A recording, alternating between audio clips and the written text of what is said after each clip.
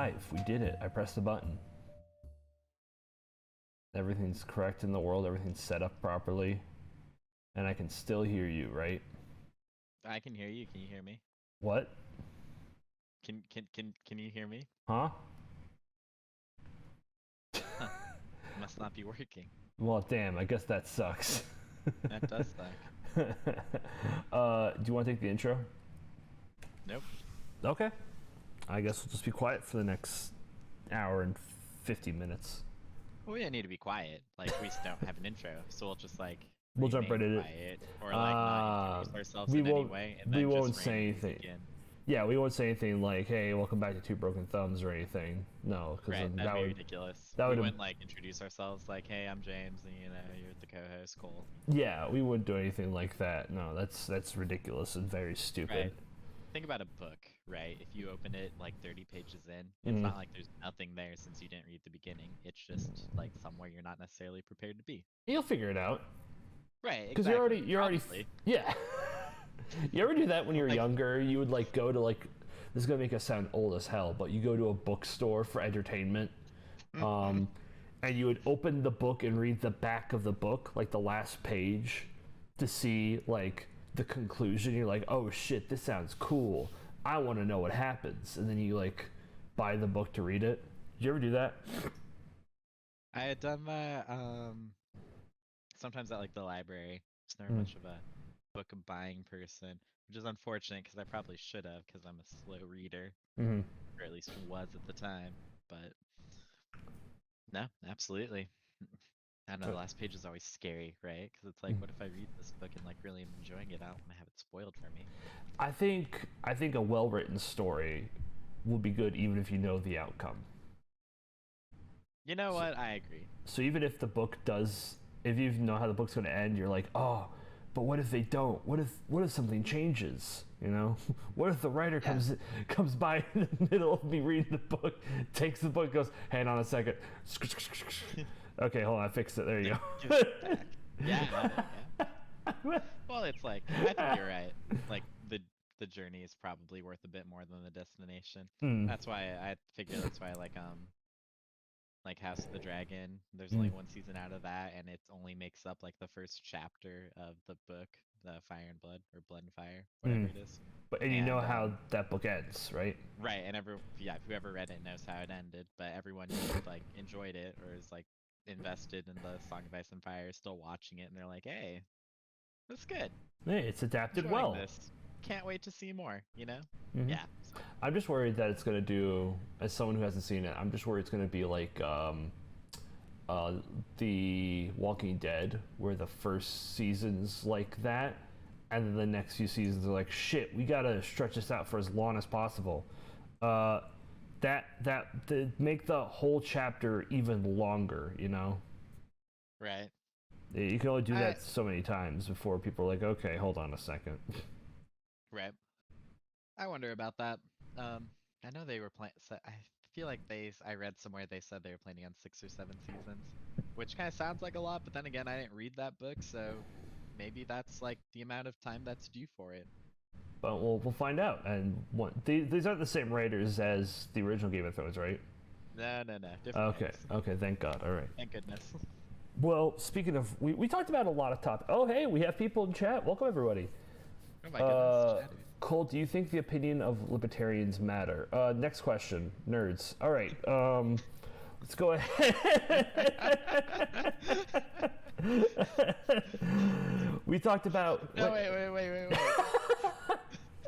Let's do it. No, we have a podcast to talk about. We have things to talk about.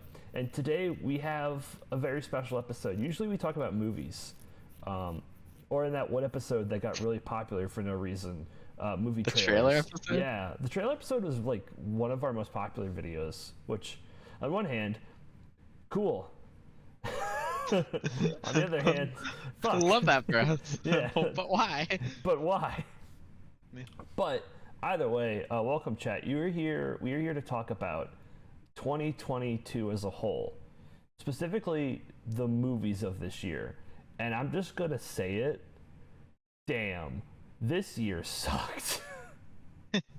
Hey, Hey now, No, this year wasn't as bad as a few of the previous years. I know, but it's one of those things where I could definitely feel the effects of COVID. Like we're out of it, but like I could feel that the effects of COVID have kind of like made all these movies that should have came out like a year or two ago come out now. They're like, oh shit, we need to put something in theaters like now. What the fuck do we have? You know? Mm. I'm not. I'm not saying it as a bad thing. I'm just more saying like going to the last movie I went to go see in theaters was in July. So there hasn't been like to me personally there hasn't been a movie where I'm like, oh, I have to go see this in theaters. Maybe Avatar, but right now it's -6 degrees and the snow is piling high, and we don't have a movie theater near us for like 30 minutes. So yeah, I could wait a bit. I could wait a bit on Avatar, I think. Yeah, fair enough. I think Rachel and I are gonna go see it when I visit her in a couple weeks here. Oh, perfect. So hey, hopefully that's fun at least. Hopefully. I mean, it's not going to make any sense because no one remembers the first Avatar, but... Well, I remember it. I saw Pocahontas a few days ago. It's basically the same. Basically, well, I would argue that's better than Pocahontas. Even if I don't remember it, at least it isn't like take an established human being and aging her up and then being like, no, it's only one bad white person, guys. Maybe... And you know what? I guess there is only one bad white person in that movie too. Maybe you're onto something, yeah. James. Yeah, see? Maybe you're onto something there. We don't know how. Do we really know her age in Blue People Avatar? Like, do we really? I don't know, and I don't think... Point being is that today we have a top 5 list. We have a top 5 list. James, what did you think of the quality of movies that came out this year? Did you go to the theaters a lot? No, a couple times. Mm-hmm. Maybe. And I mean, not a great year. We weren't rolling out bangers, but I feel like it was probably better than last year and probably better than 2020. I had a few pleasant surprises. Yeah, I was about to say, there's a lot of things. I mean, my list has a lot of movies that I caught up on. Like, so for the ranking of this list, we're going based off either things we've watched this year, things we reviewed this year, or things that came out this year. So it's not like... It won't be like this movie. It won't be a list of movies that came out this year. That feels very like limiting, and gives us more chances to talk about films we really didn't get to talk about on the channel. Mm-hmm. So hopefully this will be very interesting. I was going to ask, do you want to do like you say your number, like you say your number 5, I say my number 5, you say your number 4, I say my number 4, or like do a back and forth sort of thing? Yeah, I think that's probably a good way of doing it. As well as we can do it. Yeah. That's how Pat and I have been doing for our reviews of films for the year, because I've been catching them up on movies. So I was thinking about adding some of those to the list, but then I remember, I already rewatched those movies, and that doesn't really count for the list. It'd be cheap for me to come up here and be like, oh, I liked Home Alone 4. Oh, I really liked, like, you know, like, it would feel cheap to be like that. I see what you're saying. The only issue I ran into is, I guess I was having sort of a hard time remembering what things I've seen this year, because it's like easy to look at the, because I don't keep like a list anywhere of like what I've seen, or like, an Excel spreadsheet or anything. So it's easy to look at like what came out in 2020 and pick out from there. But as for older stuff that I finally saw this year, I don't think I have any of those on my list right now. I'm hoping to think of some. I have as time goes on. I have a most of, I think. Yeah, one of my movies is one that I've watched that came out a long time ago, and the rest are all 2022. But it was really hard because I could have made the list all 2022, but like I kind of kept going back and forth on a movie. But I think we can just jump right into it. James, I think you should go first. All right, I'll go. What was your number 5? My number 5, this one technically came out last year, but I didn't see it until like I think the first day of this year. That counts. And it was Spider-Man, No Way Home. This one, I just get out there right away. My list is mostly subjective stuff.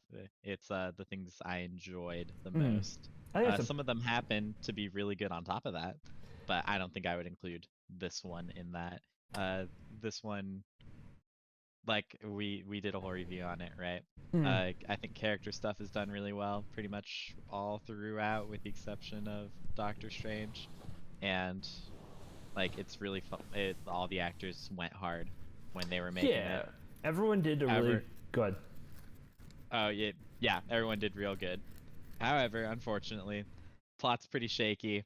There's a lot of options that seem to be there that weren't explored.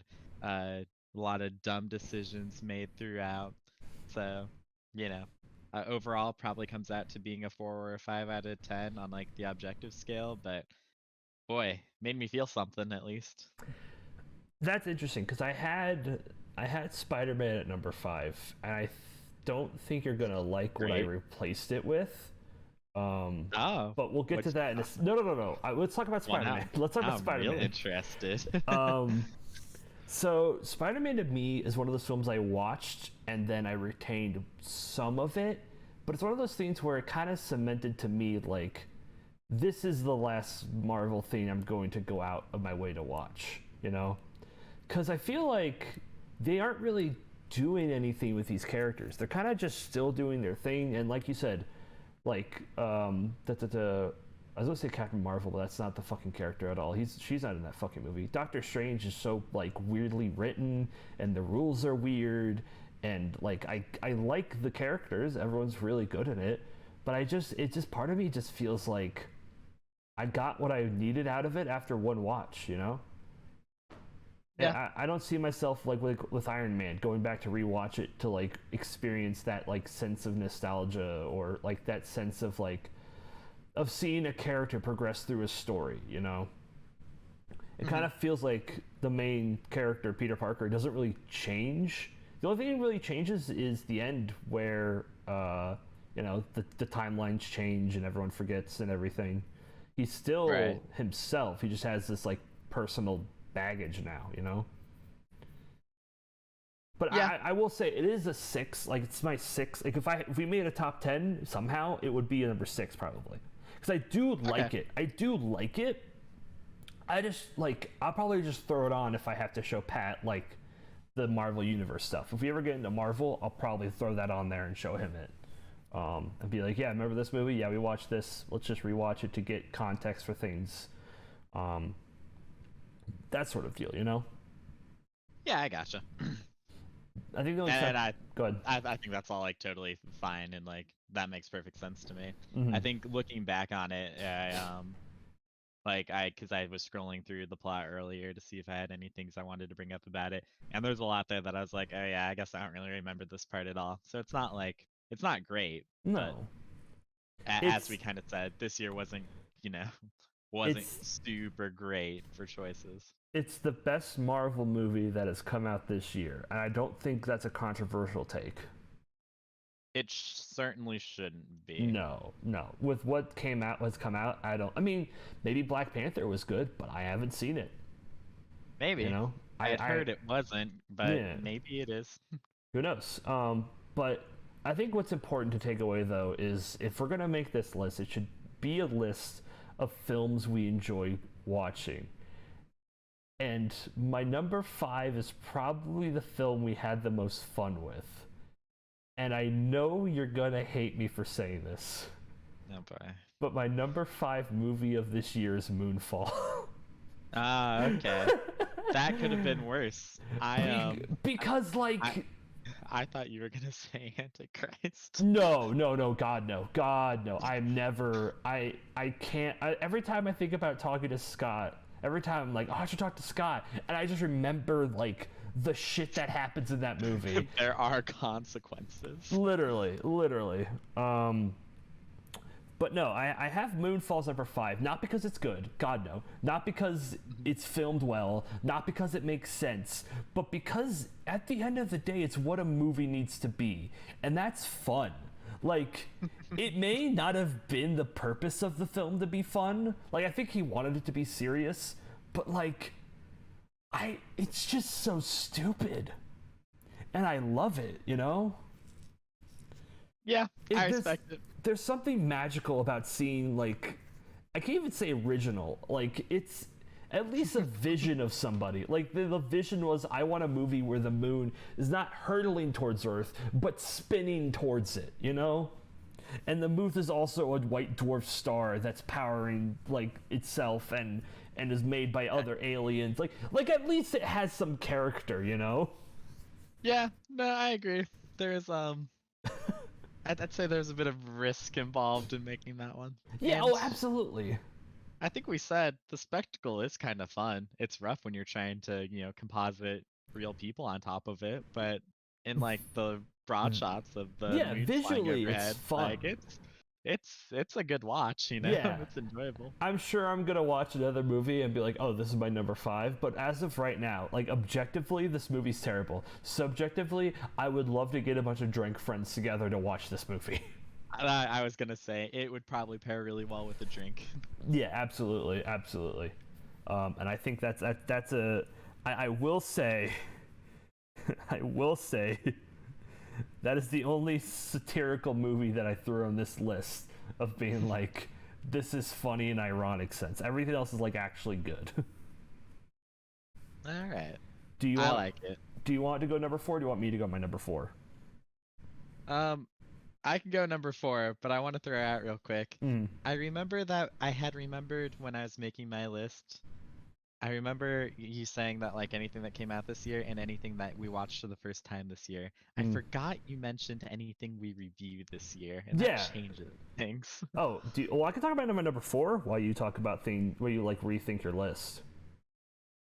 Because we did talk about Spider-Man. We watched Spider-Man this year. Yeah, no, yeah, I reviewed it. I guess, You good? Because, well, like, the things that we thought were good, like, that we talked about are on this list, but I forgot about things that didn't come out this year. I'm talking about Megamind and Wolf Children. Those both deserve to be on here. I didn't put Wolf Children because I've already seen it, like, 3 years ago, but you should put it on your list. I would love to hear where it's at, if you can put it on there somewhere. I saw it a couple years ago, but if I'm comparing it relative to these other films that we're talking about, then, like, I think it probably deserves my 3rd spot. Okay, we'll get to it. Okay. I guess I'll just, like, I guess we'll go through. I'll just use my list as it is, and then I'll, like, throw in there, like, by the way, with new information, I'd probably throw Wolf Children in this spot or something. That's fair. That's fair. Was this your first year watching Megamind? No. Oh, but okay. You said anything we reviewed, right? Gosh, yeah. That's fair. Yeah. Okay, so do you want to do number 4 then? Sure. My number 4 for this year was The Batman. Oh, right. That was this year, right? That was this year. Oh, I'm. You know what? I did have a Goofy movie as my number 4. I think I have to reorganize my list a little. I understand. Go ahead. Go ahead. All right. Well, I guess I'll just say, oh man, I should have prepared something more for this. I guess what I appreciate about the Batman is it's not like the other girl. Like it's not the Justice League is what you're saying. It's not anything in the Snyderverse, and it's not anything in Phase 4 MCU. It's, I'd say, pretty well grounded. There's a little tomfoolery here and here. This movie is far from perfect. I keep cutting whenever I think about how great this film is. I just keep coming back to Robert Pattinson in the flight suit and that one shot where it's like his head. Oh yeah. I keep cutting that because like everything, like the film's well shot, but that one scene always gets me because it reminds me of those like fucking YouTube videos with the people with the pro cameras like riding on bicycles. Like, oh look, it's the train. I'm at the train station. Oh my god, and it's like the stupidest fucking face.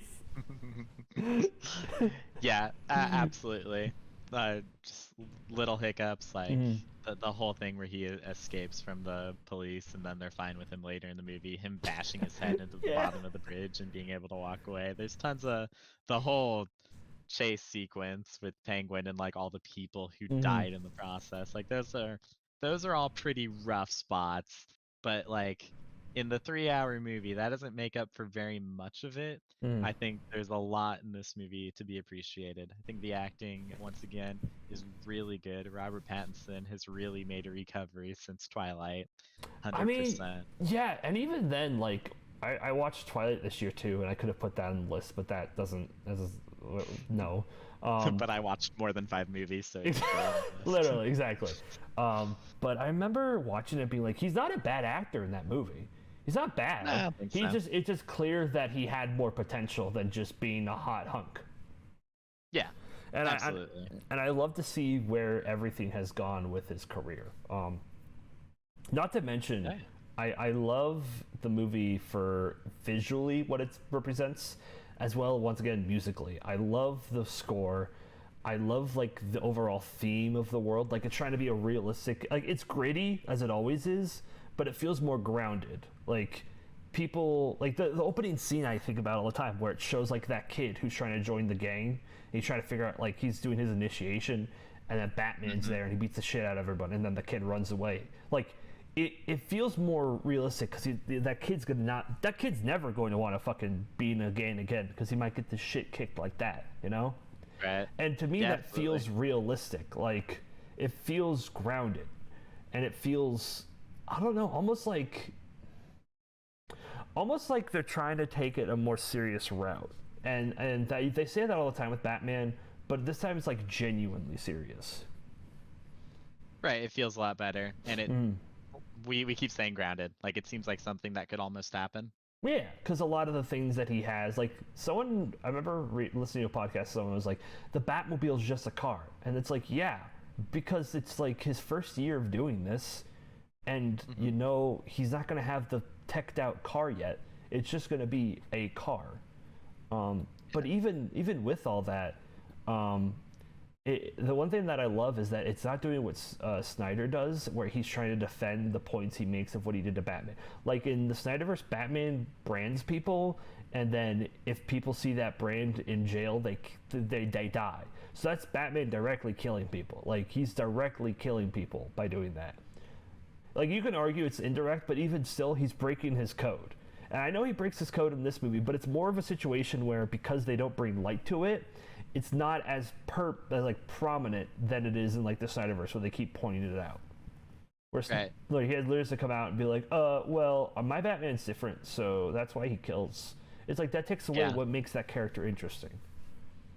Well, I think you could make an argument for, like, because a big part of his arc throughout is like him going from, like, you know, the shadow, sort of like the darkness. The new one, or the new one you mean? This one.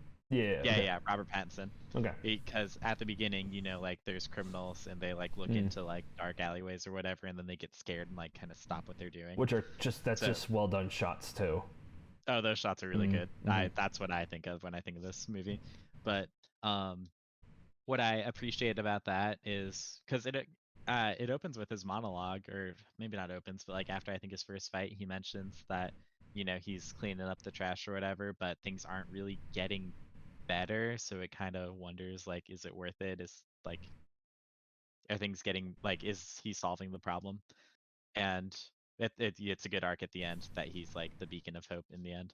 But I guess, to piggyback off your point about him breaking the code, I guess if he like killed in this movie, but then he like took a vow not to in the future, and like this is him becoming a better hero because of it, like, that seems totally fine to me. I don't see that as a breach.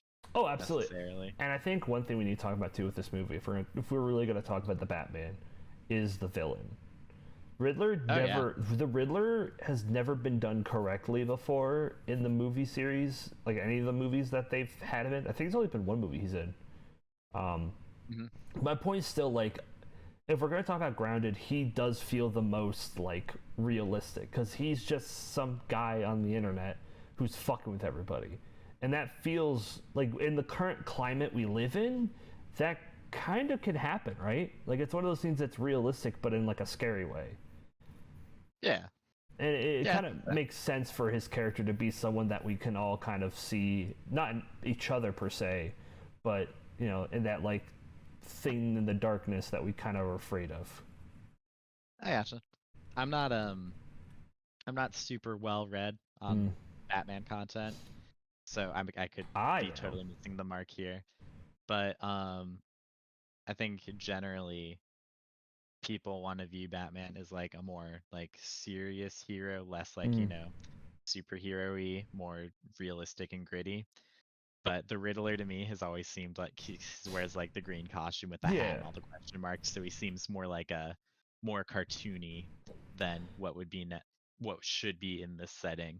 So So let me paint the like, picture for you to like give you an idea go of for how it, the Riddler is supposed to work. go for Batman's it. character is all about him being unknown, right? He doesn't want people to know who his secret identity is, and he wants to be a symbol of peace and justice. That's his whole thing. The Right. Joker is very much the opposite of that in the sense, right? The Joker Mhm. doesn't who he is doesn't matter. All he wants is like cause chaos, cause fear, and he just doesn't matter who he is. That's like part of him. Um, another good example would be like Mad Hatter, who's someone who's just gone completely mad with the loss and tragedy of his family. The Penguin. The Penguin's whole thing is he was a lot like Batman, where he was raised in a rich household and a rich family, but the family didn't want him. His parents didn't die; they just never wanted him. So he feels like he should be like rich, like he should be noble, like people should respect him. All of Batman's villains, in a way, sort of are the opposite of what Batman should, like what Batman is, or a direction Batman could have gone if he took a wrong turn. The Right. Riddler is supposed to be the opposite to him in the detective sense. Batman solves crimes but doesn't want people to know that he's Bruce Wayne. The Riddler wants people to know it was him. That's why he has all the question marks. That's why he has all that like flashing imagery. He's always been look at me. He's a look at me person. And with his Okay. whole concept in this movie being someone that everyone has to see, but no one knows who he really is, it sort of works that way too. It works really well. He took the idea that Batman had and warped it in his own way, much like how a lot of the villains are written for the Batman series. I gotcha. Mm-hmm. Okay, yeah, I like that. Yeah. I think if you watch Hugby's video on, he did a video on the Batman. He did a video on the Riddler actually, and I watched it. It kind of gave me a sort of understanding of how Batman's villains are supposed to work and how they function. So I would recommend watching that if I were you, if you were interested more. In, he talked a lot like what I said, but it's a true statement. Gotcha. And, you know what? I think you've convinced me. I think this is my number 4 too. The only thing that's Nice. holding it back is the runtime. It is so long. And I get there's a lot that happens. To me, the Riddler is a villain for when the writers want to tackle the objective aspects. Yeah, the detective aspect. Yeah. It's just a problem because the Riddler is such a like hard character to write, because you have to be smart too. You have to think of how to write the character and make it to where the audience can also follow along with Batman, you know? Give us clues, but make sure Batman is the only one who can piece it together, and then once he pieces it together, we can go back like, oh, I can see how he got this information. Much like, who's the famous detective? Fuck. I want to say Professor Layton, but that's not it at all whatsoever. Sherlock Holmes. Yeah. Mm-hmm. Sorry, what was I saying? Oh yeah, the runtime for this movie though, just it's too long for me. I loved watching it, but I don't know if I'll be able to sit through another watch through. I probably will, but like it's gonna be a little down the line. It definitely takes its time. Mm-hmm. I think it is pretty good about like creating its atmosphere, and like I guess I only saw it the one time, so I don't recall it all being like bored or feeling like it was meandering or No, like bloated. it never any of really those things. is. And I hear a lot of people say like, oh, they could just remove the Catwoman stuff, but Catwoman again is one of those characters that you could remove, I guess, but it's sort of be another aspect of the movie where she's like, hey, let's leave together. You know, she's like the person be like, we don't have to stay here. We can go leave these fuckers. They can deal with this themselves. And it's supposed to test Batman's like will, like if how much he's willing to sacrifice in order to stop the Riddler, you know? So she's kind of important, but I can see the argument of her being out of the story entirely. I would need to give it a rewatch, but I feel like his conversations with her inform us a lot about his character, and I think that's necessary. Absolutely. I'm not like I couldn't point to any examples. I'd need to give it a rewatch, but from what I vaguely remember, that those character dynamics and interactions, like they're informative. Yeah, and I did feel something at the end when they like drove off separately, like when they kind of were going their separate ways. I kind of felt something there. So clearly they did something right. Yeah, you know? That worked for me. Yeah. So I do feel this is also important that the Batman is trying to set up its own little world, and this movie's supposed to set up like the world as a whole. We got a lot of locations and a lot of new places and a lot of information. And if they make another movie, they're going to be probably going back to those locations, and we're going to feel more comfortable there. It probably won't be 3 hours long, but it will serve its purpose. Yeah. So I do agree. I think this is my number 4. All right. Thank you for convincing me, James. No worries. Should I ask what you had at number 4 beforehand? I did have a Goofy movie just because that's right. Yeah. I had watched it and I really liked it. But I feel like it's one of those things where it's like a product of its time. Not like in a bad way. I just mean like it's like an older movie and a lot of younger people wouldn't get it, you know? Plus I've watched it already like twice this year and I'm like, I'm not like crampling to go watch it again, you know? I gotcha. It's kind of funny how some movies, like, I feel like I get out of them and I'm like, oh man, I want to go watch it again already. And then other ones, like even ones that I feel like I've liked just as much, I'm not necessarily in a hurry to go see a second time. I agree. It's one of those things where you can experience a movie, but then be like, I don't want to rewatch that. Like, it's good, but I don't feel like I want to go sit down and watch. That was me with The Joker. I loved The Joker, but yeah, I can't me too, actually, now that you mention it. Yeah, I can't see myself sitting down to watch it because I'm just going to be... I know it's going to happen. I'm just going to be scared and nervous the entire time. But that's the point of the movie. That's what it's supposed to do. Yeah. Do you want to go ahead with your number 3? Do you want to do your number 3 first? Sure. My number 3 was Sonic the Hedgehog 2. Oh, hold on. The hot tub scene. I could talk about that. The only thing I remember about the Goofy movie is the hot tub scene. That's such a good scene. Do you know what he's talking about?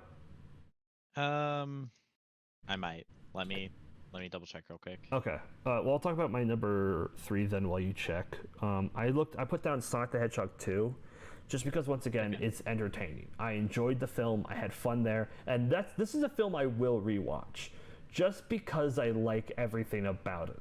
I like the writing. I like the actors. I like the characters. And even with the less of the human stuff, I still enjoy the human stuff. The human stuff's great. And as a fan of Sonic, it's one of those films where a lot of the stuff I get from it.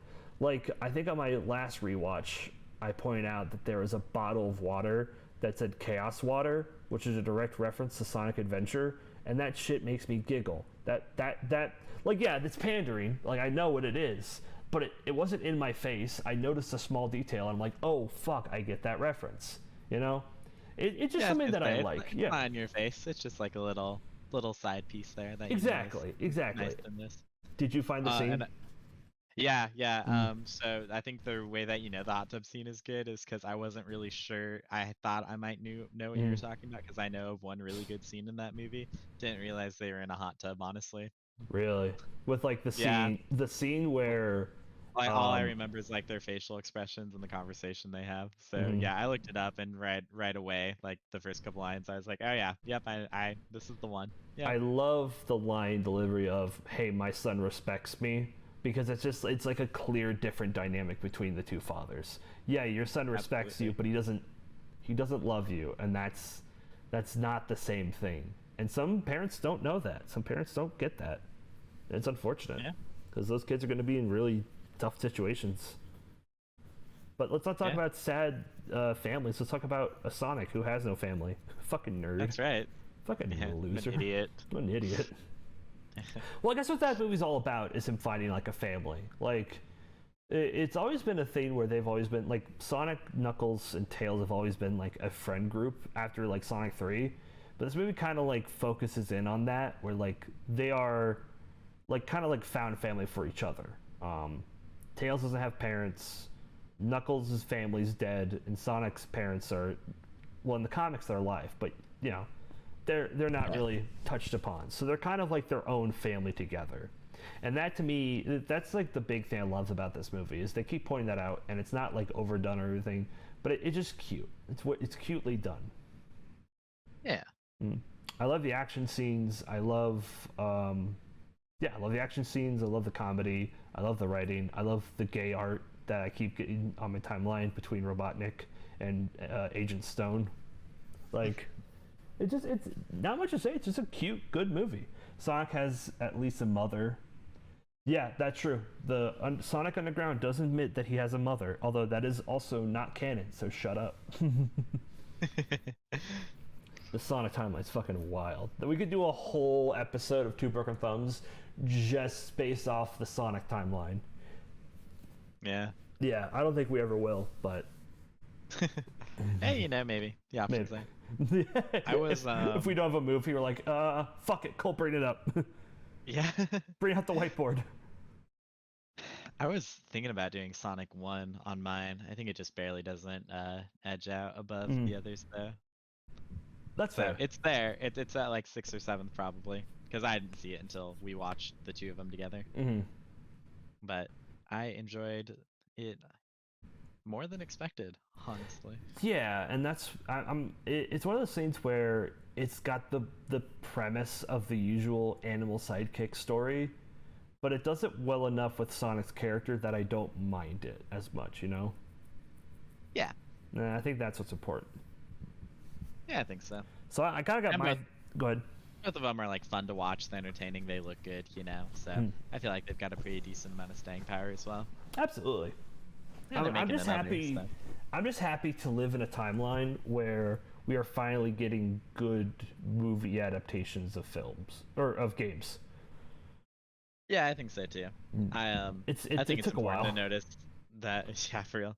Well, it's just they're like very different mediums. So I like they each have their strengths. You just got to play to the strength of films, which isn't usually in like necessarily the same strength as video games. Oh my god! So I just remembered Uncharted came out. I take back the statements I just said. Uncharted came out this year. I just remembered that. the best Uncharted movie came out 20 years ago. Really, It's called really. The Mummy. Yeah, it's Ooh, great. ooh. Would you believe me if I never saw The Mummy? Um, Maybe a little. Would you be upset? But if I would I be upset if you hadn't seen it? Not really, but I'd be like, oh well, that's something we should fix. I feel like we need to watch the trilogy. I keep hearing about that. I didn't see Sonic 2. How often do they mention Olive Garden? Never. They never mention Olive Garden. Although that the guy does come back. He comes back as like a main character, which is or as a side character. I don't remember his name, but what's funny enough is the movie has finally given that character a name. He never had a name before the movie. Even in the comics where he's featured, he just was never named. So Like that. so that's it's pretty sad, but hey, we got it. We finally got it. We got him. You should see Sonic 2. If you liked Sonic 1, Sonic 2 is a lot better. The contrivance of how the story begins is very stupid, but it's something you overlook, I think. It's just like, oh, it's just the thing that happened.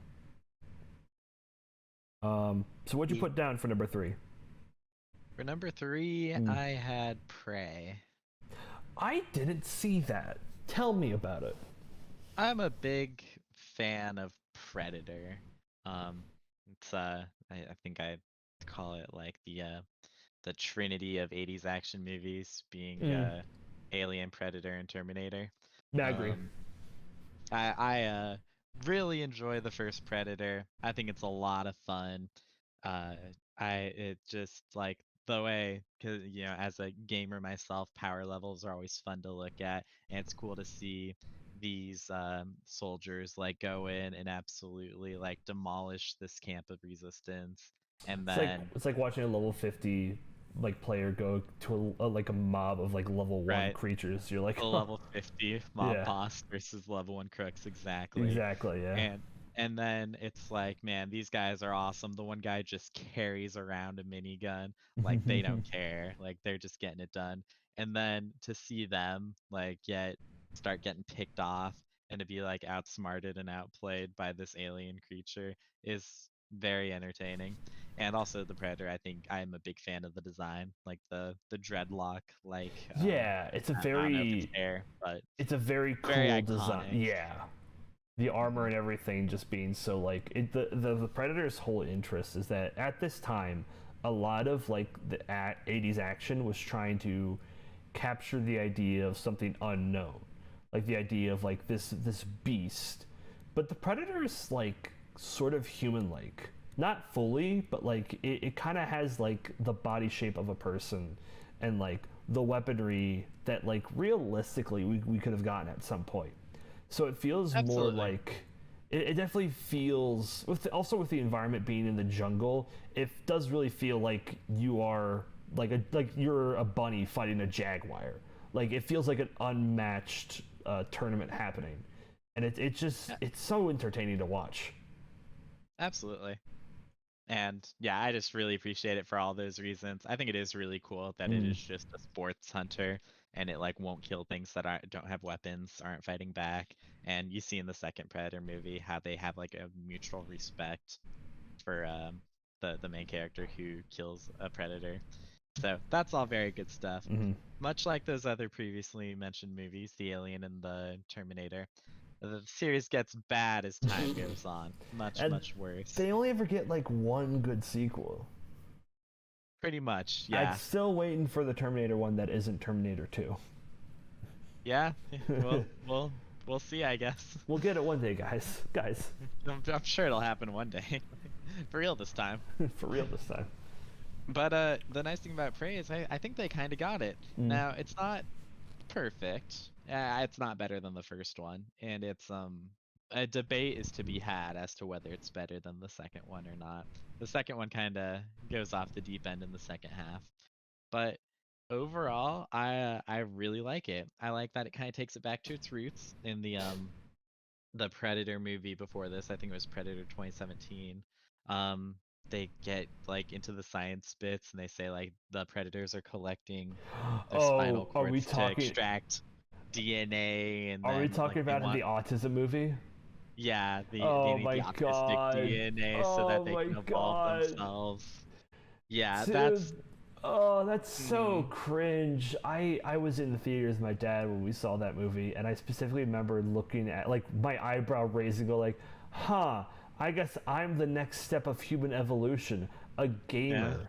Like, a gamer. what do They you put up a mean? picture of Cole and it's like this is peak efficiency. This is the You peak may not male. like it.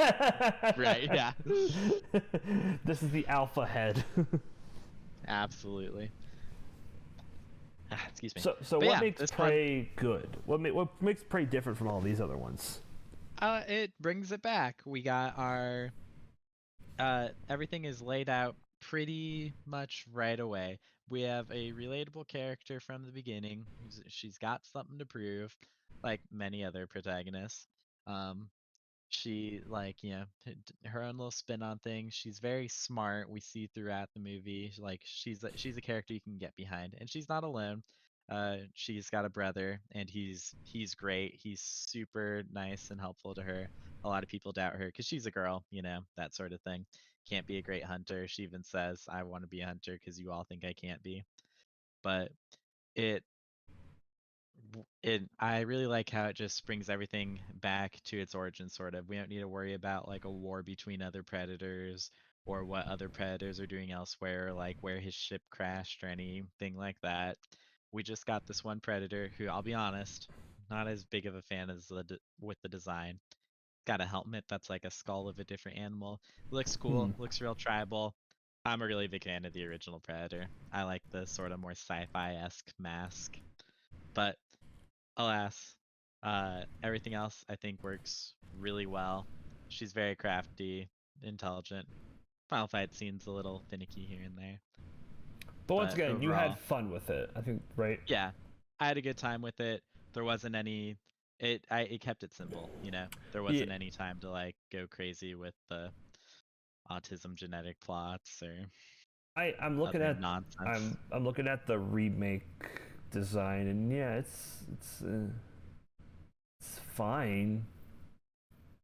I I think guess a it's lot of people like it, and mm, I I see the appeal. mm. I'm just not as big of a fan.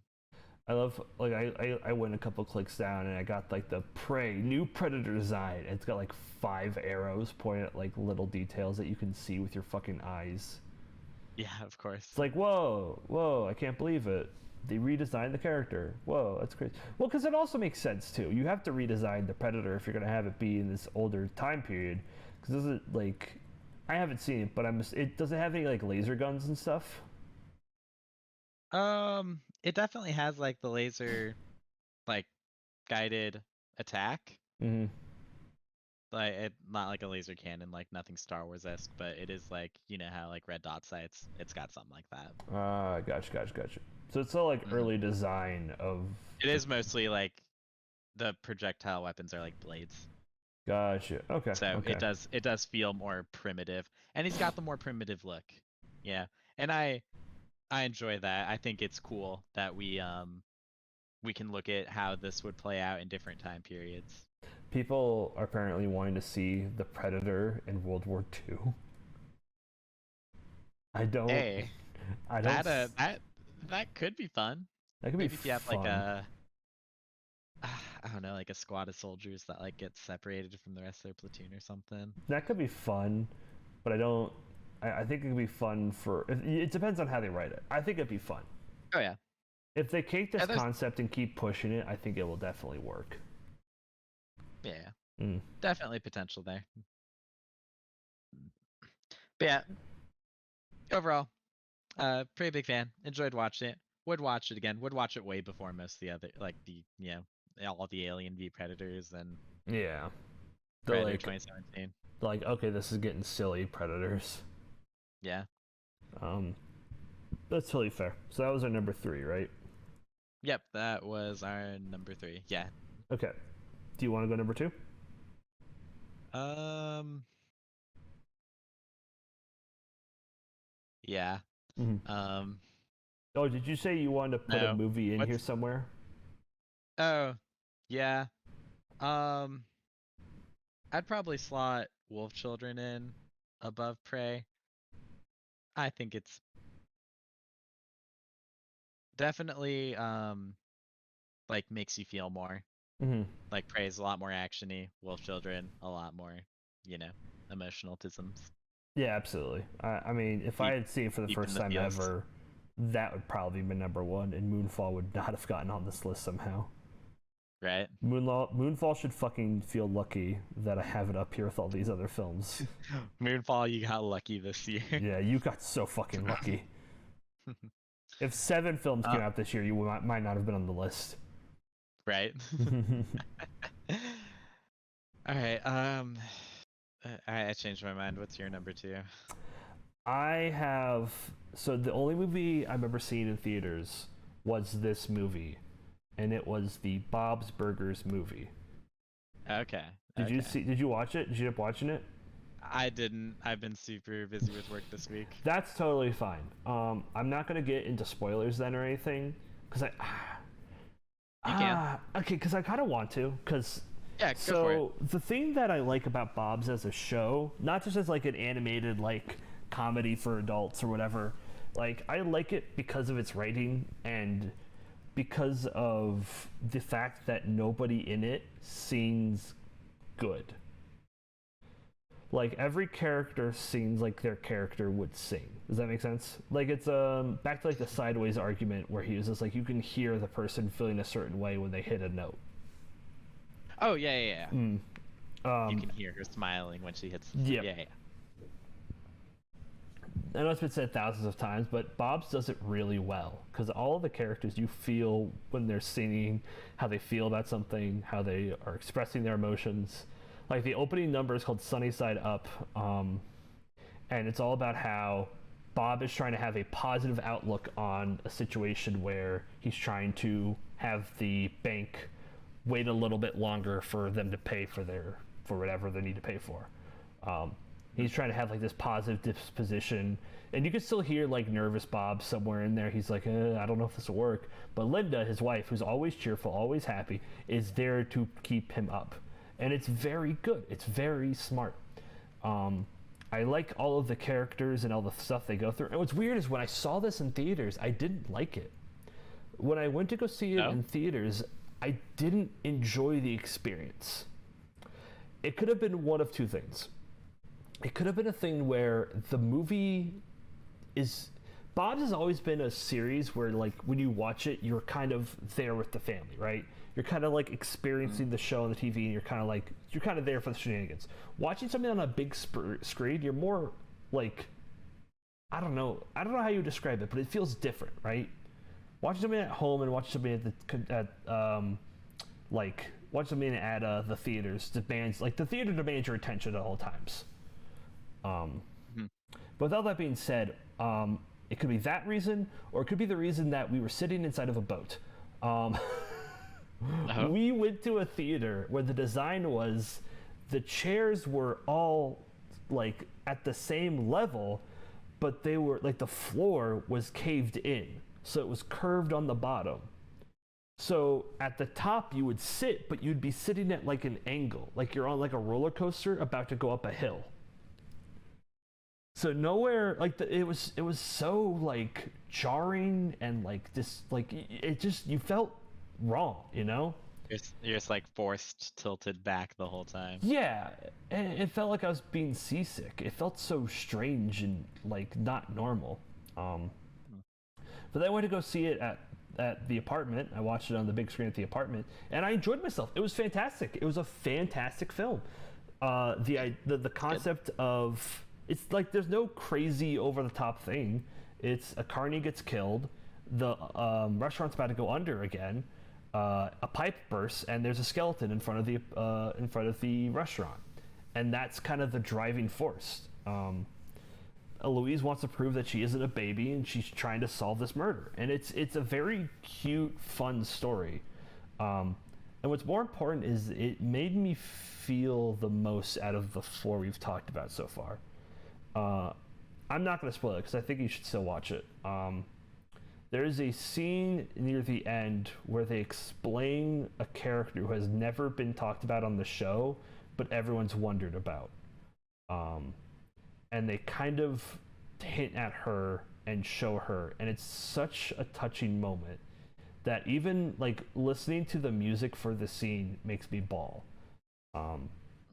There's just something about the movie that just makes it so impactful and enjoyable to a fan of the show. It's one of those things where I think if you're a fan, you're gonna love it more. But even if you aren't, I think you can still get some enjoyment out of the whole adventure and the journey that the characters go on.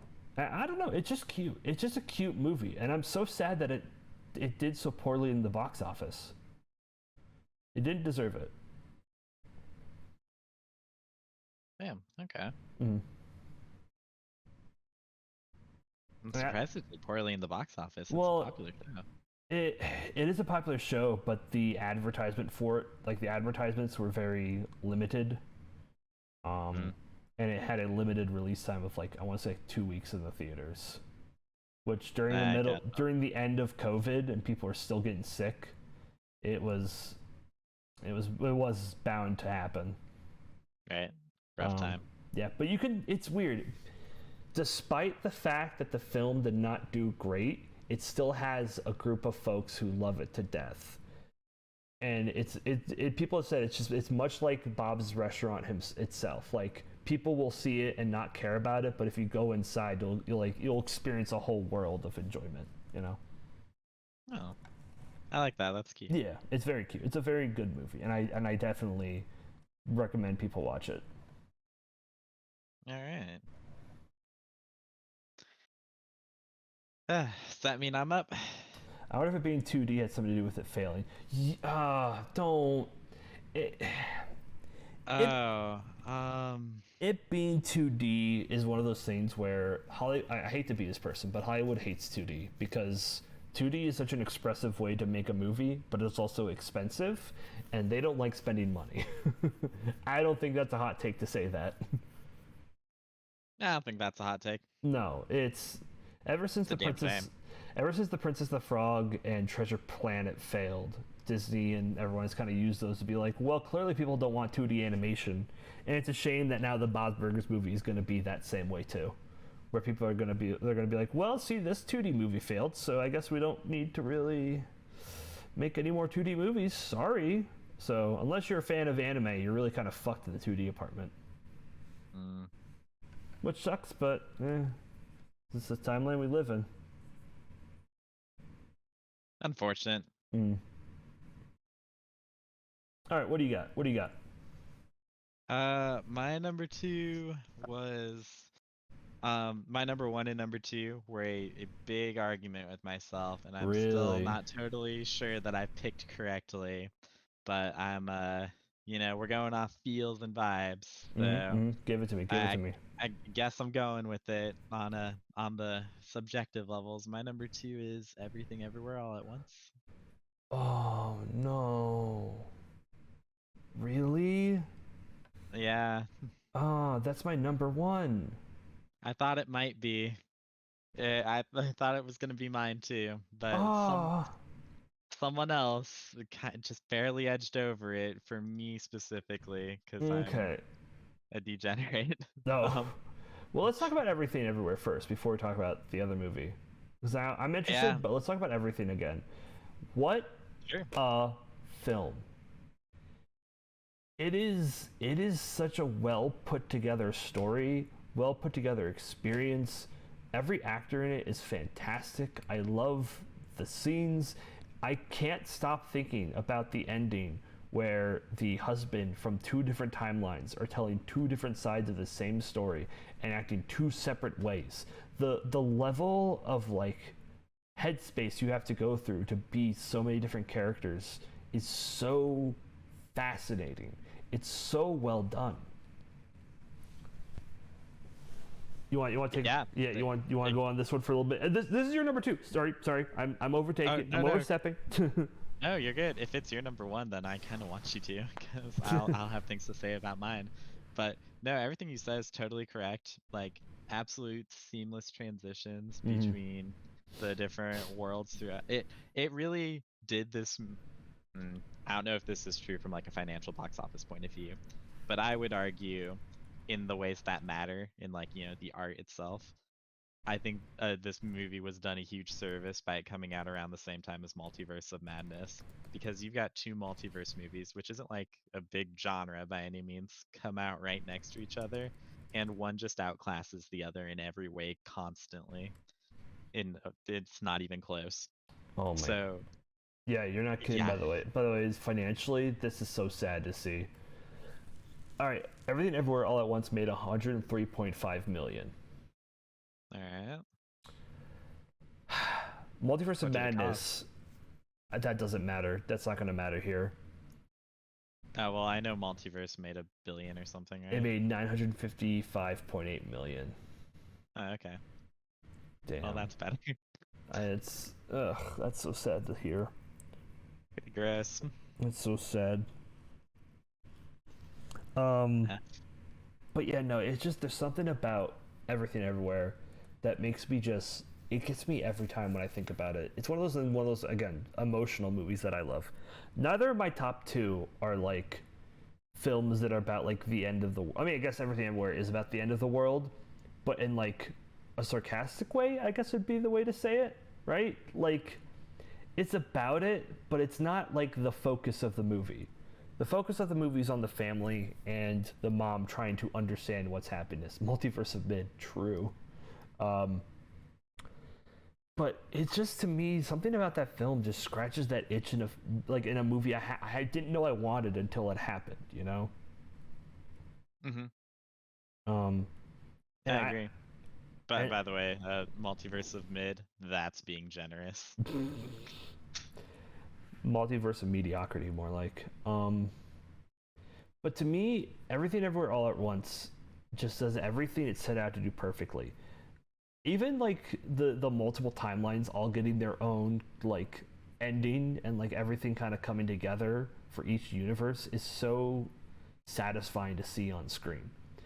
You're watching and you're like, oh, this is going to be a throwaway scene or a throwaway gag, and then you realize it comes back later. You're like, oh my god, that's so cool. The concept being that every slight change that happens is another universe kind of plays into that whole like the main villain's character being like, if no matter what happens, it's going to happen. What's the point of doing it all?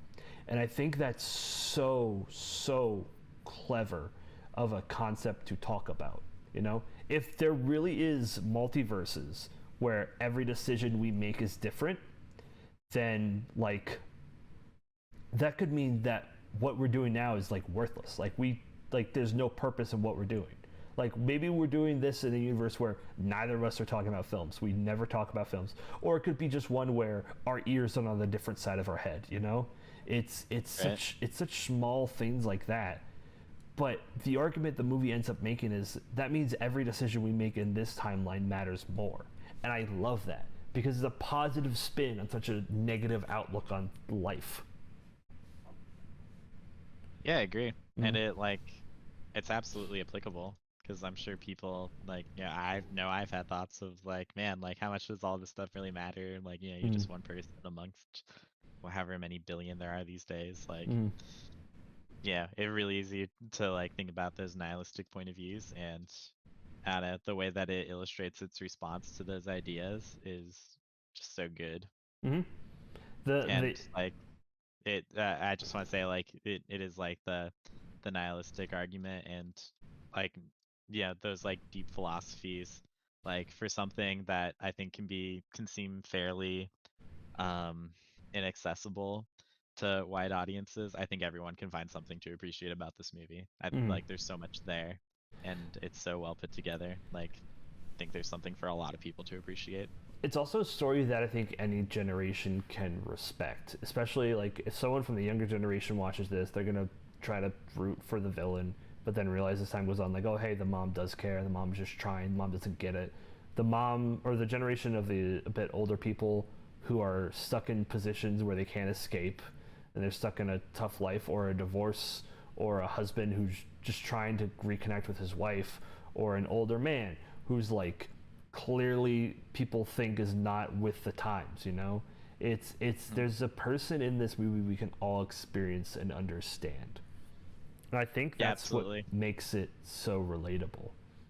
All the characters like make sense. And... Or the IRS lady. God, who is she? Who does she play? What's the actress's name? She's great in it either way. She's fantastic. Yeah.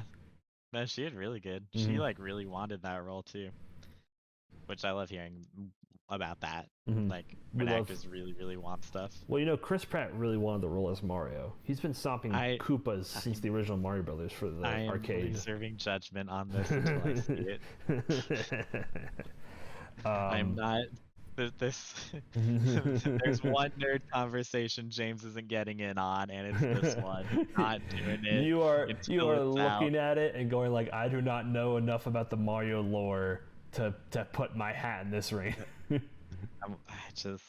I guess the only thing I feel pretty good saying is why don't you have the original voice actor? Charles Martinet? Yeah. Like, was he offered it? Like, no, he's in the movie. He's playing as small cameos of other characters. Charles Martinet. His call? Like, what's up? Was that his call? No, like, absolutely not. Absolutely not. But I also kind of get it. They could have done a different voice actor besides Chris Pratt. But I don't want to hear Charles Martinet's voice of Mario for an hour and a half. No offense. I love Charles, but I can see how that might be grating for people, especially if adults, you know. I see. I just wonder, like,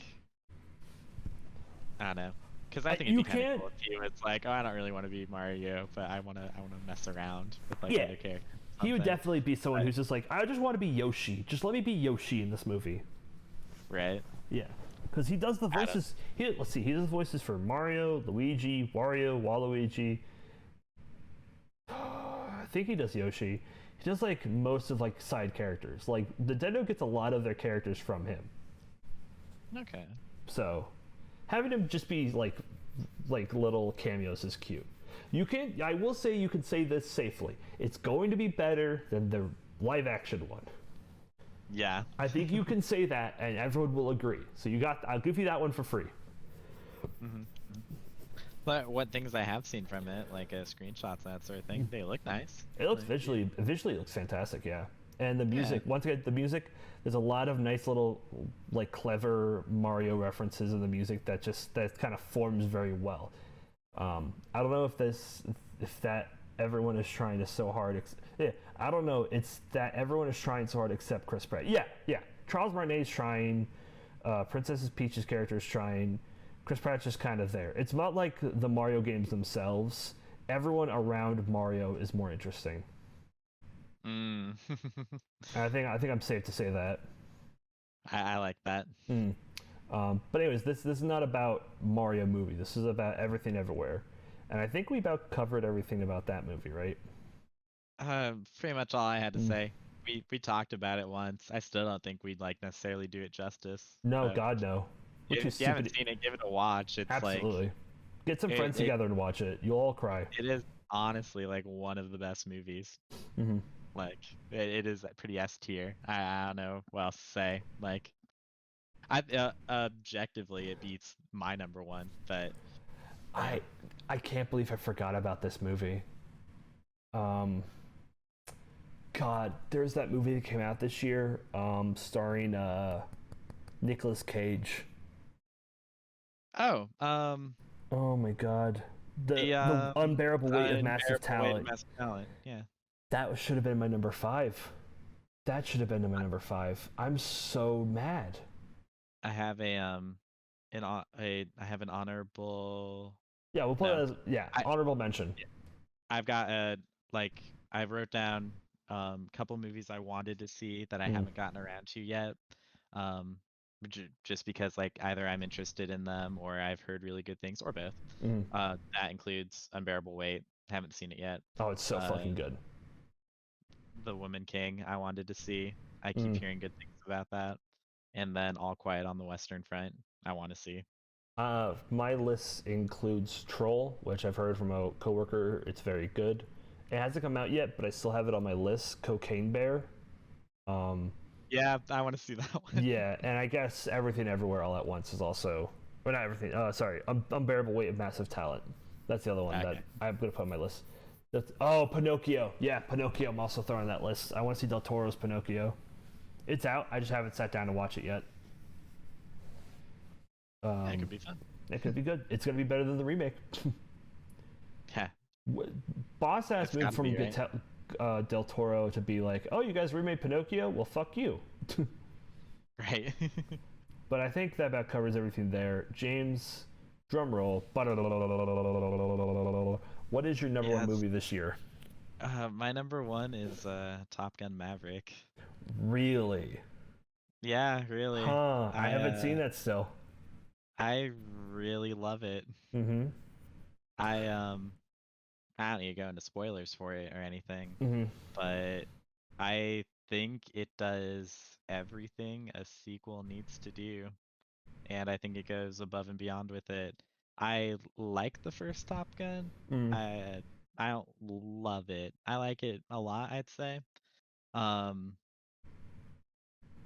I think it's a bit slow at times, and I think like the ending conflict, like I don't know, it feels kind of like it comes out of nowhere. It makes sense that it happens in the sense that like it seems like a good logical conclusion for a movie, and the way that it is resolved is like really good, and you really root for the characters and everything. But this new one, Top Gun Maverick, I think it's just firing at all cylinders. It's really really good. It does a lot with the old content. I guess first and foremost, Top Gun isn't a very complicated story. There's there's nothing too wild going on there. And anything, if you didn't see the original, you can watch the sequel.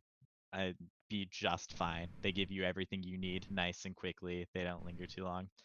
It develops upon our old characters very well. It consistently pays homage to the old movie and like respects it.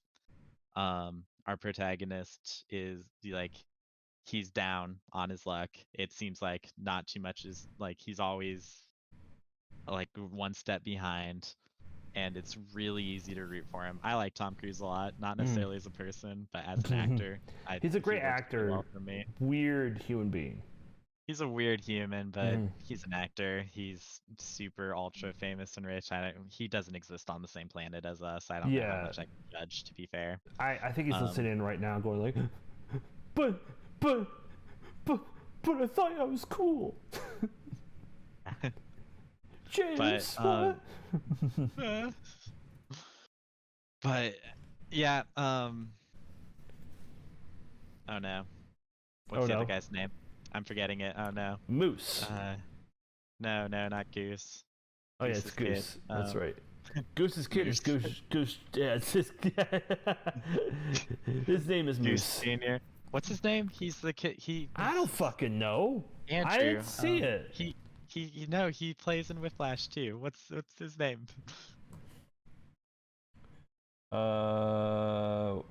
What is Goose's son? Rooster. No. Miles Teller. That's his name. The actor. Ah. Oh, Miles, the actor. Okay, got it. Okay, yeah. Well, you could have clarified to me that, and then I would have gone from there. Oh, okay. You just said the character. You didn't say. There was a lot going on. Okay. Anyway, he's like the other major character in the movie, and he's portrayed excellently as well. The like antagonist is a good one as well, because he is like an asshole, but he's not an antagonist because he's actively fighting our protagonist. He's an antagonist because he's essentially handling the situation wrong, and he's a pretty good reflection on Maverick when he was young like them. And overall, like, it is largely a passing of the torch story, and I think it's done super well. I don't think I have any complaints about it whatsoever.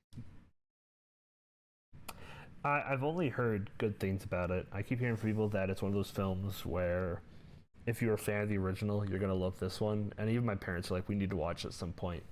I've just never been really attached to the first Top Gun, so I haven't really wanted to go and see it. So as if someone who's really not connected to that like, I guess, universe, would I still enjoy it? I think so, 100%. Okay. I think when I'm like looking at people talking about Top Gun, the first one, I think people generally say it's boring, moves kind of slow.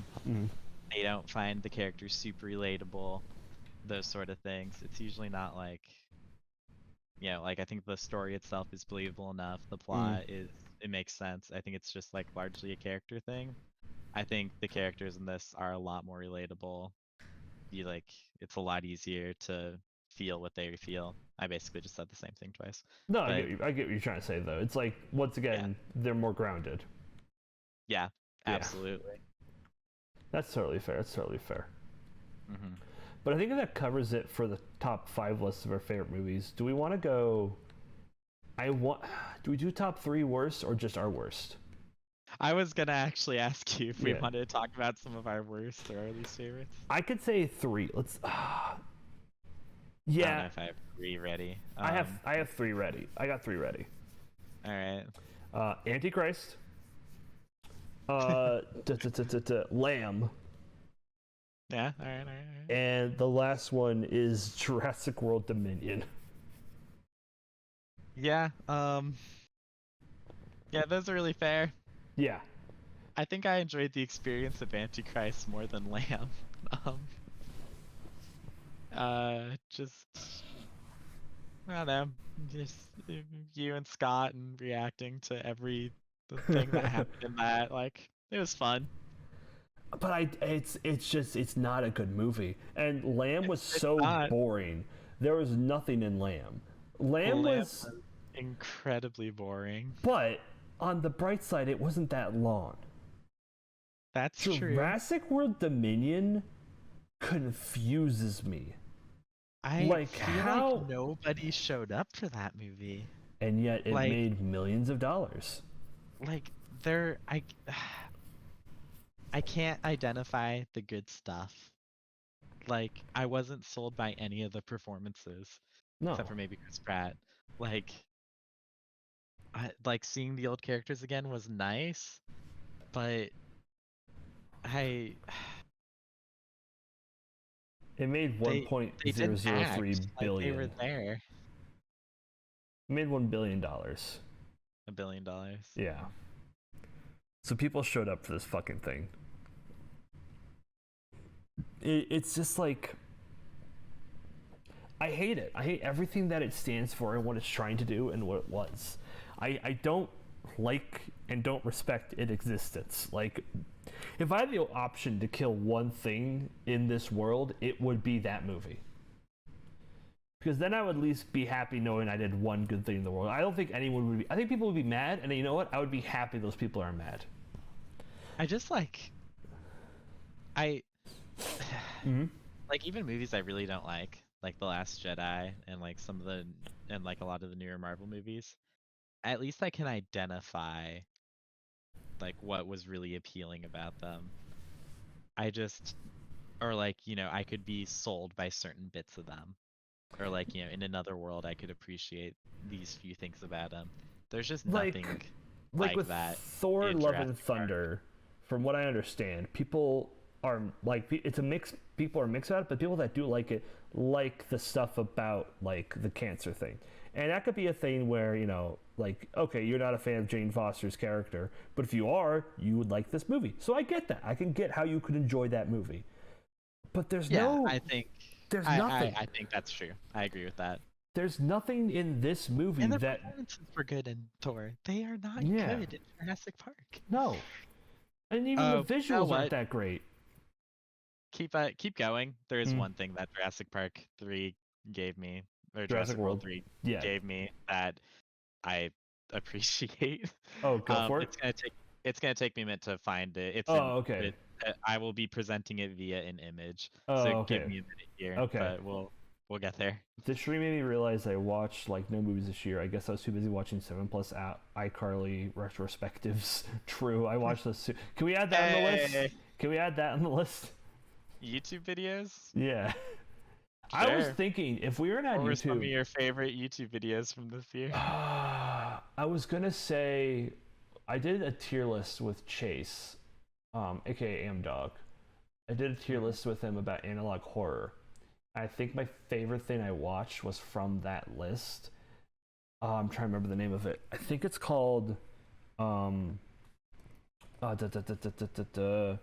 it's something analog.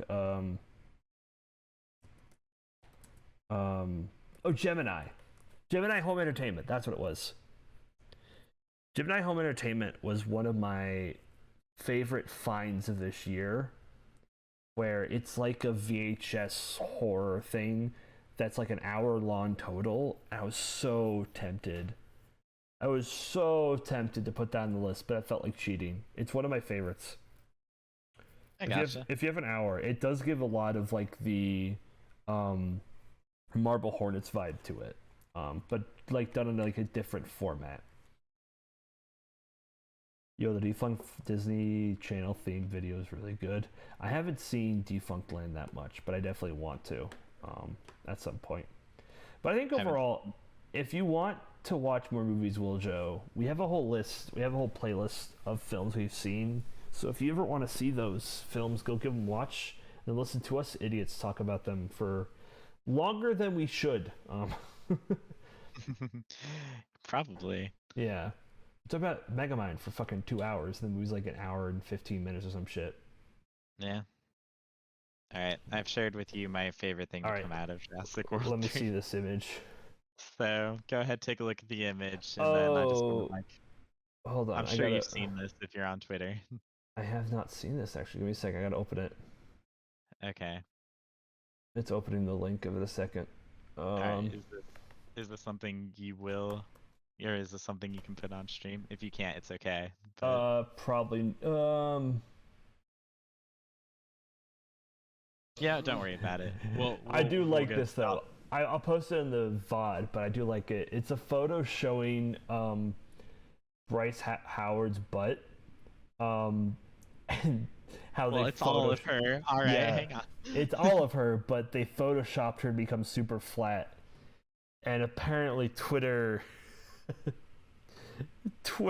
has responded by clarifying that she got thicker after the first movie and had a second kid, and being like, this is not...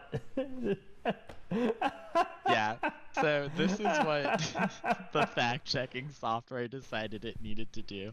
It's someone posting 2 pictures of Bryce Dallas Howard. The first one from, like, the poster of Jurassic World 1, where she's, like, you know, pretty skinny. And then in the new one, she's thicker. She's got more of an ass and, like, you know, more curvy is what we're gonna go with. She's cheeked up. Yeah. And the post just says, this is what they took from you.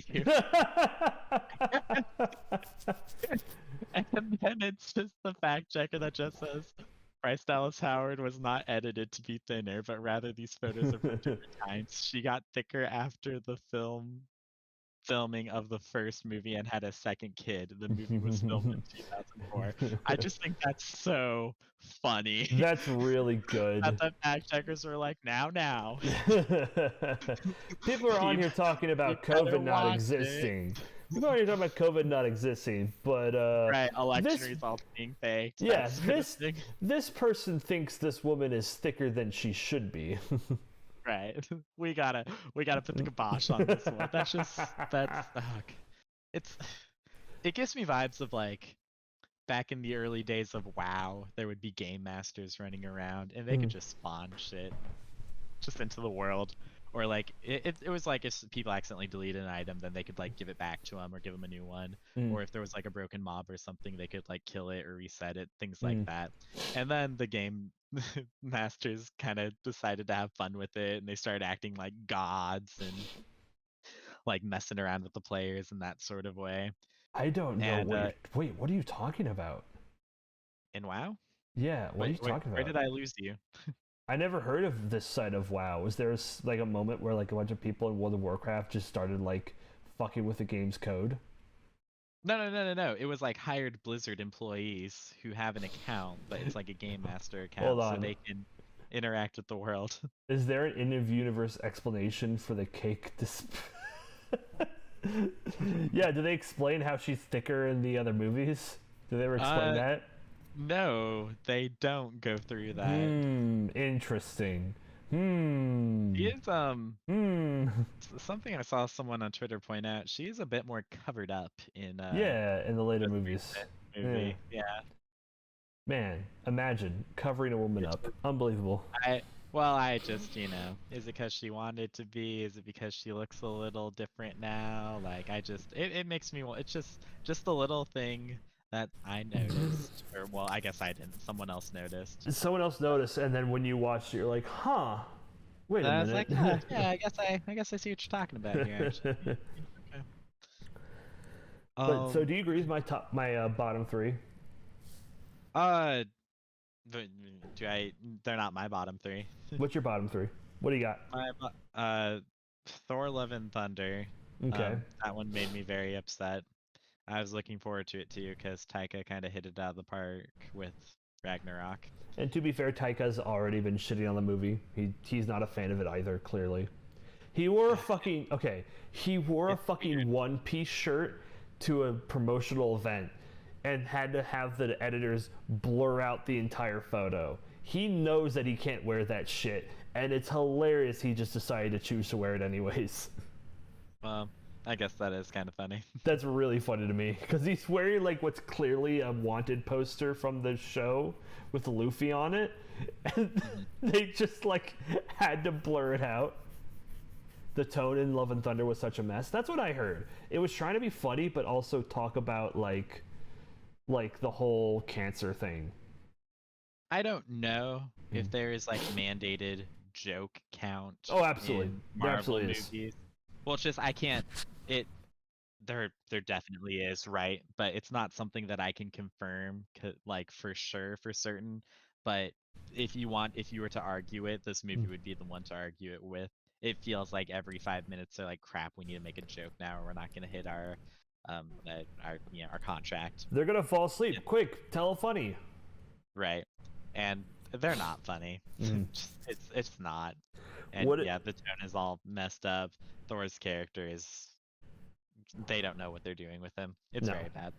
I think I remember specifically reading something where it said Chris Hemsworth specifically said, if I'm ever gonna play Thor again, they need to get their shit together and figure out who this character is. Good. Which, yeah, true. They need to. Yeah, for real. So what's your second? Second's probably Jurassic World. Really? All the reasons previously talked about. Yeah. Wait, what's your number one then? Multiverse of Madness. That's fair. That's totally fair. Yeah, it might be the worst movie I've ever seen. Like, well, I haven't seen it, so I'll never know. Nothing in it works. I might just turn it on right after this and see how far I get. It lost me in the first scene. I might have said Home Sweet Home Alone if I hadn't seen it last year, but no, I don't want to talk about Home Alone. I've been talking about it all week. I'm so tired, dude. I haven't seen it. I'm sorry. Pat and I are gonna do a tier list sometime this week of all the injuries every single burglar has taken in the Home Alone franchise. That sounds like fun. You enjoy that? It's gonna be fun because we'll have like the tier list being like slightly annoyed. Like there's a scene where someone gets sprayed with hot water, which during the winter I guess is like it's annoying. Oh yeah, that's like. But then like you remember that like Marv gets like hit with fire on his head. That's a little higher on the tier list. But they remember Harry in the second movie literally gets electrocuted to near death. Like that's a death. That's death. He dies there. So the tier list is gonna be minor inconvenience to kill you. Yeah, literally. I like it. It'll be a very fun list to make. There's a lot of dumb traps. That sounds like fun. You enjoy that. I will. We would have done the Disney one if Shea Frillis hadn't made a fucking 2-hour video. Yeah, what a dick. Yeah, what the fuck, dude? Shea Frillis, come on this podcast to defend yourself. Yeah, for real. I should reach out to him, see if he wants to do that. They were losing the audience. Quick, get those goats to scream again. Yeah, the screaming goats were like kind of funny the first time. Wait, what? Did they make a 2008 meme reference? No. Oh, well, thank God. Yeah, no. I changed my mind. I guess that is what that is. Oh no. They're given some goats after. What did I say? What am I thinking of? They were given some goats after they saved these people's town while also destroying their sacred building or whatever, and the goats just screamed the whole time. It is like the 2018 meme reference. Oh my God. Yeah, and it doesn't stop. Ever? Jesus, that sounds annoying as all hell. Yeah, Holy shit. ever. Yeah. But you know what? I think this is a pretty good list. I hope next year, the hope is next year, things are going to get better. God, I hope. Yeah, here's hoping. It can't get worse, right? Right? Especially with... Caution yourself. I feel like 2020 was probably worse. Yeah, and also with streaming services being so readily available, I feel like Disney's really struggling with the movie category right now of films. But I feel like everyone else is doing pretty decent, you know? We're getting a lot of, like, newer faces and newer directors, and people are talking about actors and people that we haven't really heard of before. And it's going to be interesting to see what happens. Yeah. I'm positive for the future. I'm hoping for good stuff. Yeah. Hey, I was going to ask, just, we should do these quick probably. Yeah. I don't know if you got plans or anything, but... TV shows? Do you have a couple of those? I haven't really watched any TV. I haven't watched much TV. I've been watching Bob's, and I guess I've been rewatching Regular Show, but that's about it for TV. I don't really watch. I saw it, didn't you? Oh shit! I did see Saul. Oh my fucking god! What an amazing fucking god! Thank you. It's such a good fucking show. Oh my god. Oh, did you watch it yet? No, not yet. I'm still finishing Breaking Bad. Oh my god. Well, we started Breaking Bad. Breaking Bad this year. It's very good. We've been watching it little by little. I'm you know what? I can't believe I said I haven't watched any shows. I've been watching Seinfeld. How's that? Pat and I have fallen down the Seinfeld rabbit hole, and oh my god, it's great. How is it? I don't know if you saw we did a Lego set of Seinfeld, right? I saw the video. I did not watch it. That's totally fair. I own a box set of Seinfeld. That's funny. Of all 8 seasons. And we are slowly pushing through it. And what's better is that the quality on it's so much better than it is on Netflix. Because the Netflix one keeps like, it looks like they took VHS tapes and just kind of like ported them over. It's not the same quality. It's weird. I gotcha. But I definitely, Bros was pretty bad. Yeah, Bros was terrible. Bros is exactly what I thought it was going to be, and it looked terrible. Do you know about Bros, James? No. It's supposed to be Bros is like supposed to be like a gay love rom-com, and it's supposed to be making fun of. Oh, I heard about this. Yeah. He posted on Twitter, if you're not homophobic, go watch Bros or whatever. Yeah, and it's fuck. I hate. Good. Cause I am. I know. That's what makes us special. I'm gay and you're homophobic. We cover all bases. Exactly. Yeah. Yeah. We cover all types of people. Dude. Unlimited outreach. Dude, listen, I don't mean to be this guy. I want to complain about this real quick. There is a motherfucker I drive past every day at work who has the biggest American flag in his yard, and like he has a tread on me flag and then an American flag, and both of those flags are ripped to shreds. Oh, why? Every single time I pass it, I get angry. Not because of the American flag. I don't give a fuck about that. I don't care. If you want to be patriotic, that's fine. But every time I want to walk past with a new flag and be like, retire it. It's been ripped up. You've been flying it for God knows how long. Respect the flag. Yeah. I don't care. I will go up in my most gay attire possible, and he could point a gun at me. I'll just be like, listen, just... please, God, fix this. Come on.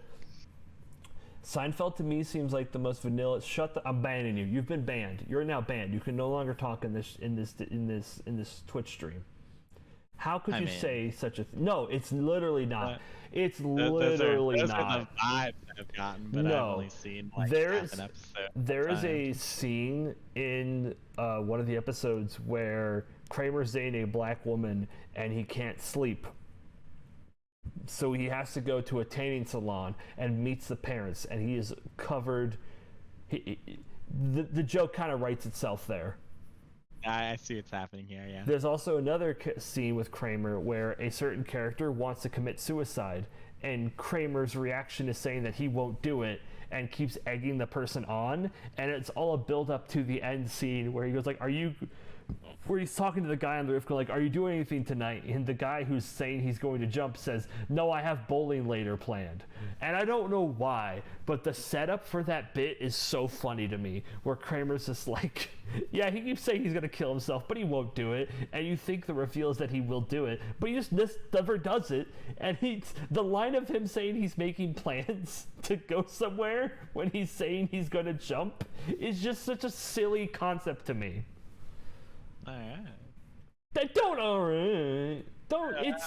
It's funny. I love this show.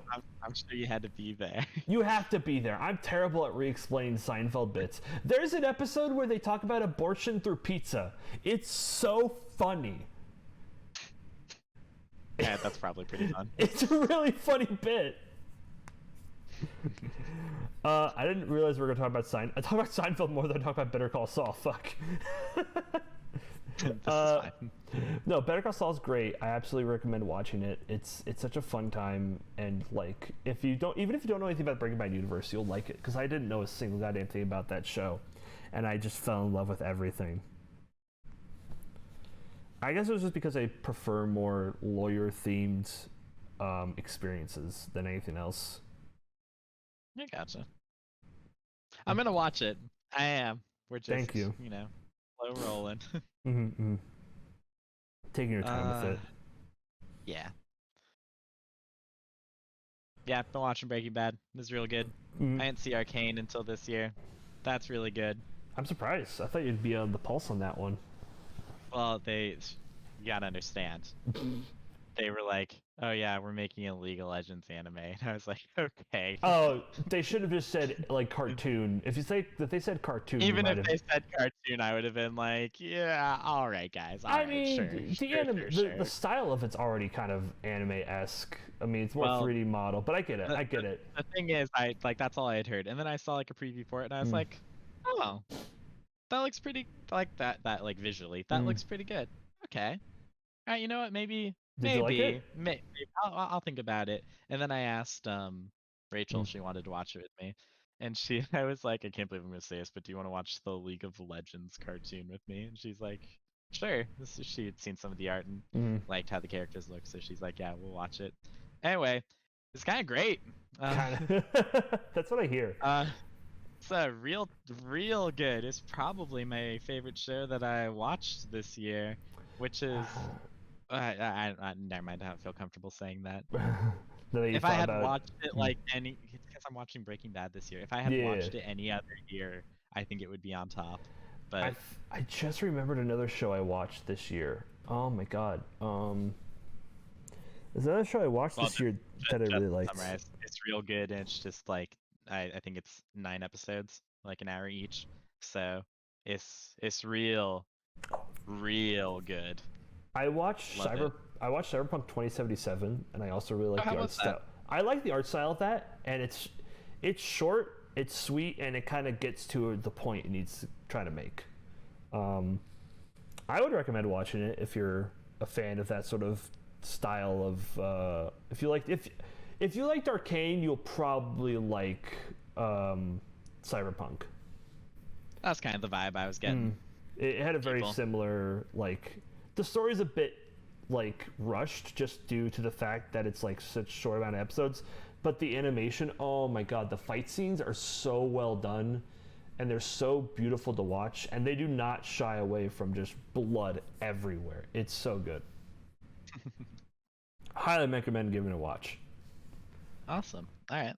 But your recommendation is pretty much what I needed for that, because I had heard good things. But you're like, I'm gonna wait for my resident anime nerd to tell me if I should watch it or not. Absolutely. Oh shit! Did that come out this year too? I might have watched another thing this year. What? Hold on. I gotta see. Oh right. Okay. It came out last year. I was gonna say Dragon Maid Season 2 I really liked. But that came out last year, so that doesn't count. And that's just more nerd stuff. Xenoblade 3 was probably my favorite media I consumed. Fuck it, while we're at it, let's do game. What game did you like this year? I was gonna say first off, I also watched Task of the Dragon. I was a big fan of that. We talked about that a little bit already, though. I don't need to go much further. Games that I consumed this year? Crap. This barely counts. Okay. But I watched a lot of stuff on God of War Ragnarok, and I didn't play through it myself because I don't have a game box, but it seems very good. I've heard only good things about it. I also heard that it did not get it did not get randomly attacked when they went up for Game of the Year by some crazy conspirator. They didn't get Game of the Year. They got like everything else. Yeah, like that happened the last year that God of War came out something for. God of War won a bunch of stuff the last year came out too, like just like that, where I was like, oh, it should get Game of the Year, but then it didn't. FromSoft is the only company or the only developer to put out 2 Game of the Years. Really? Yeah. Damn, that's It's crazy. yeah, Sekiro and now Elden Ring. I played Elden Ring this year. That was a I blast. I started on the PS4 and then I realized, oh my god, this sucks on the PS4. Yeah, I believe Yeah. that. Yeah, it's a bit choppy. I went to go fight the first boss, like the thing you're supposed to die to immediately, and I had frame drop and I just died. I tried to roll and I couldn't input it in time. So that's That pretty sounds cool. awful. It's great. Yeah, I just have this game now. Yeah. My game of this year is it's one you probably haven't heard of. It's Umurangi Generation. Nope. Yeah, I assume you would not have heard of it. It is a game where you are playing in the future, and there's kaijus, and there's a war going on between like the kaijus and the humans, and you kind of go from location to location of like certain events that are happening, and you're taking photos.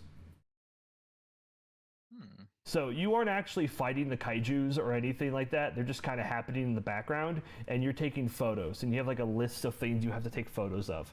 But what's cool is you can add like a bloom effect. You can add like a filters. You can add there's like different camera lenses you can take photos with. On the Switch version, you can move the Pro controller around to like get a certain angle right. Like you can like lay down on the ground to get a shot a certain way. It's so like detailed and unique and interesting, and it's the environment and the world is so alive. And there's so many different places you can take certain photos of things. It's such a it's a niche game. I'm not gonna lie. It's definitely not for everybody, and I don't know if you would enjoy it. But it's like $20 on Steam, and it's a fun like 4 or 5 hour game. And all the photos you take in the game get saved to your computer, so you can use as like backgrounds for your computer and whatnot. I gotcha. Okay. It sounds pretty niche, but it definitely sounds like something I could enjoy. So if maybe you're maybe I'll throw it on the wish list and absolutely see. But yeah, I think that's like the one game I remember sitting down and playing and being like, damn. I think that's about it. I mean, I played Splatoon 3, but I played that for like 2 weeks and then stopped playing. And that's really all I've played. What was that game called one more time? Sorry. Yeah, it's a weird title. Umurangi Generation. Yeah, Umurangi. By the way, Will Joe, I've never played a Xenoblade and I never will, so I don't. I watched my roommate play Xenoblade, and that was enough for me. I was like, nope, I'm good on all that. I'm playing through Kingdom Hearts right now. I don't need more RPGs. Thank you very much. I'm missing out. Oh God, I bet. Yeah. Oh yeah. I'm definitely missing out on all that. Oh yeah. Okay. Yeah. Sure. But I think that about covers it. I think this is definitely spiraled out of control. I like it. I don't know what I'm going to end up calling this. Probably just like the list of 2022. I was gonna say 2022 year wrap up. I guess that'd be good. Yeah. Oh, I spent 250 hours playing Lost Ark. That was Yeah, that was time you could have spent studying. Yeah, that was time I could have spent doing anything else. Mm-hmm. Lost Ark is a game that I adore. The combat is fantastic. It's such a shame it's a Korean game. Ah, darn. What a shame. Yep. But I think that about covers it. James, you got anything else you want to say? I'm just... Mm-hmm. I don't know. Elden Ring felt like too easy to give an answer, but I'm looking through now and I'm like, I don't know what else I played this year. Yeah, there's not much else that really... I mean, Stray came out. Did you play Stray? I did play Stray. Really? How was it? No, I did not. Oh, you did not? Okay. Yeah, I might have finished the first Dark Souls game this year, and if that's the case, that was a lot of fun. I'm working on Dark Souls 3 right now, but... Hey, that's a real good one. Yeah, I'm playing with a GameCube controller. Hey, that's exciting. Why? What do you mean, why? It's funny. I mean, Fair enough. I can't run, and I can't. There's nothing I can't shield. I can't run and I can't shield. So That's probably a deal. no, not really. I'm getting through Celeste and Hollow Knight. Oh my god, fantastic games. Oh, well, those are good games. Those are fantastic games. I actually just finished a stream of Celeste. I was playing it before this stream. Rachel's been like no-lifing Hollow Knight. She loves it. I think it's her favorite game. Have fun with the Path of Pain when you get there, by the way. Oh yeah. Oh yeah. I don't know if you're ever gonna play it, but Will Joe, good luck with the Path of Pain. That shit hard. I've seen the memes. Oh yeah. Shit's stupid hard. But yeah, James, you want anything else to say before we close up? No, I don't think so. I think that's all the mediums of entertainment I feel like we need to get. What's your favorite book? Fuck. I haven't read any books this year. Sorry. Fuck books. All my homies hate books. Well, yeah, that's right. If you guys want to see these streams live, you can come here to the Twitch, which I guess the YouTube people would be hearing this now. So twitch.tv/Cole's Corner. If you're on the Twitch, the YouTube channel is Cole's Corner. But you can find it easier. No, we're not. No, stop, Will Joe. Will Joe, stop. We are not doing favorite songs. Stop. Favorite song to come out this year? Shut up. I have no idea when music releases. I have a Twitter. James has a Twitter, right, James? Yep. Do you want go there for cringe political takes? Do you want to say your Twitter?